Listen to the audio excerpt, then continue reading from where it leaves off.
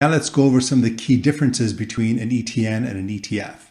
The first one is the risk profile of both securities. An exchange-traded fund has only market risk, meaning if something were to happen to that, if the market declines on that ETF, you lose value on it. It's got market risk. An exchange-traded note, on the other hand, an ETN, has both market risk and it has credit risk.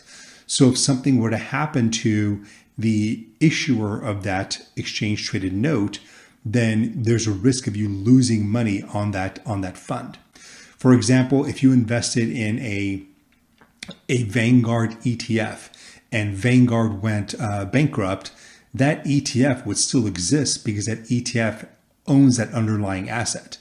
But if Vanguard were to issue an exchange-traded note based on some index and then Vanguard went bankrupt, you would not only lose your money, that exchange-traded note, but the exchange-traded note itself would no longer exist because it's tied to that fund, Vanguard. Another key difference is tax efficiency. Now, ETFs are known to be very tax efficient because they don't provide capital gains distributions.